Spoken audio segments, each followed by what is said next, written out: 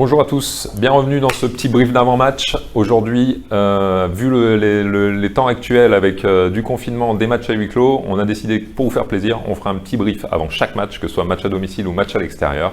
Donc voilà, match ce soir à Montpellier, déplacement très compliqué, vous allez le voir par la suite, et moment très compliqué pour les joueurs aussi. On va commencer par les absents. Donc de notre côté, Xav Baraché qui a Covid, donc qui est en reprise mais qui ne pourra pas jouer ce match-là, et Alexandru Chimicu, l'arrière gauche, qui est blessé au coude et qui ne sera pas de retour avant fin janvier, début février. Voilà. Nous, le dernier match qu'on a joué, c'est le 16 octobre contre Chartres. Rappelez-vous, là on joue un match report de la 6e journée qui était prévu à Montpellier le 24 octobre et qui a été reporté la semaine dernière, on l'a appris. On n'est pas hyper content sur la façon de faire de la LNH parce qu'ils nous ont prévenu moins d'une semaine avant le début du match. Donc un peu compliqué avec une semaine internationale, Rares Fortuneanu qui n'était pas là, qui était avec sa sélection nationale de Roumanie et des joueurs qui n'étaient pas non plus présents. Donc préparation de match un peu compliquée. Un aspect psychologique qui est très compliqué à voir parce que les joueurs n'ont pas joué pendant un mois. Il y a eu cette peur de retomber dans un deuxième confinement avec une arrêt totale du championnat. Finalement, le championnat est maintenu à huis clos. Donc ça va être une ambiance très spéciale et on espère que la mayonnaise va prendre pour nous. Voilà. En plus, je vous l'ai dit, ça se joue à Montpellier. C'est un endroit où il est très difficile de gagner. Sur les 14 dernières confrontations qu'on a fait là-bas, Montpellier s'est imposé 12 fois, on a fait un nul et une victoire. Et la victoire, rappelez-vous, pour ceux qui nous suivent depuis quelques années, c'était un but d'Alexander Lingard à la dernière seconde du milieu du terrain, un truc un peu sorti de nulle part. Donc vous voyez que la marche est très haute pour ce match et qu'on n'a pas beaucoup de marge d'erreur. Ce qu'il va falloir bien regarder, il y a un combat d'ailier gauche fantastique sur ce match-là. C'est d'un côté Raphaël Cocheteux, meilleur buteur de l'histoire de la Lidl Star League. De l'autre côté, Hugo Desca, un jeune joueur, qui est un peu moins jeune maintenant, qui doit avoir 26-27 ans, mais deux joueurs hyper talentueux, des buteurs nés.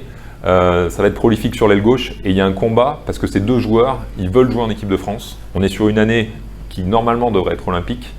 Donc, il faut absolument pour ces deux garçons se montrer. Et un duel en face à face comme ça peut pas se perdre. Donc, suivez bien ces deux joueurs, ça va être hyper intéressant. De côté Montpellier, les joueurs que moi j'aimerais que vous suiviez, c'est Valentin Porte, numéro 28. Vous allez voir, super joueur. Alors lui aussi, il revient de Covid, il est rentré la semaine dernière en équipe de France.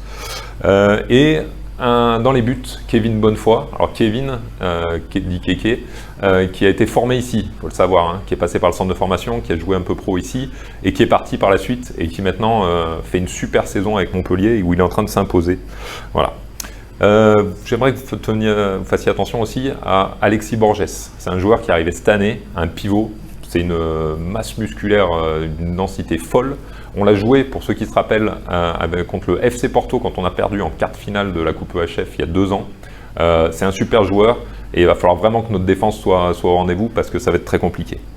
Nous, côté Saint-Raph, on a un Popé dont on va avoir besoin absolument dans les buts. Il nous faut un gros gardien si on veut faire un résultat à Montpellier. Popé qui était en équipe de Roumanie la semaine dernière, qui n'a pas beaucoup joué.